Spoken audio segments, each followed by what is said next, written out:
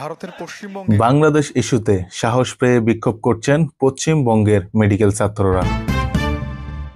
এবং হওয়াটাই স্বাভাবিক হয়েছে। শেখ হাসিনার অপকর্ম নিয়ে এবার মুখ খুললেন শামীম ওসমান। এতক্ষণ শুনলেন সংবাদ শিরোনাম, এখন শুনবেন বিস্তারিত।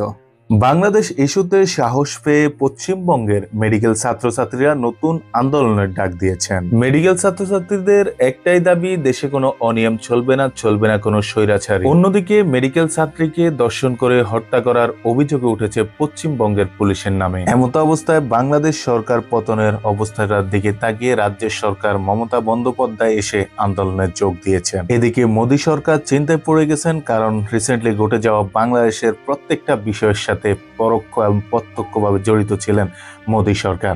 এজন্য তিনিও ভাবতেছেন বাংলাদেশ ইস্যুতে যেভাবে সরকারের পতন হয়েছে, আমার দেশের জনগণও এইভাবে কি সরকারের পতন করে দিবে।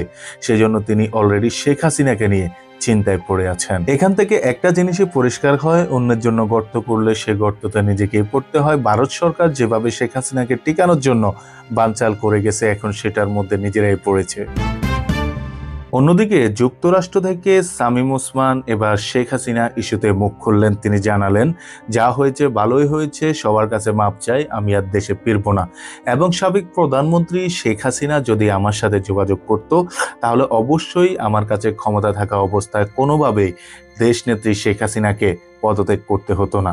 এখন যা হয়েছে ভালো হয়েছে, এই মুহূর্তে আমি আর রাজনীতি নিয়ে ভাবতে চাই না, রাজনীতিতে আর ফিরতে চাই না। কারণ যারা দেশের ভালো চেয়েছে এই মুহূর্তে তাদেরকে দেশ ছেড়ে পালাতে হয়েছে। এমত অবস্থায় বুঝলাম শামীম ওসমান এখনো তেল মারা কথাগুলো বলে যাচ্ছে।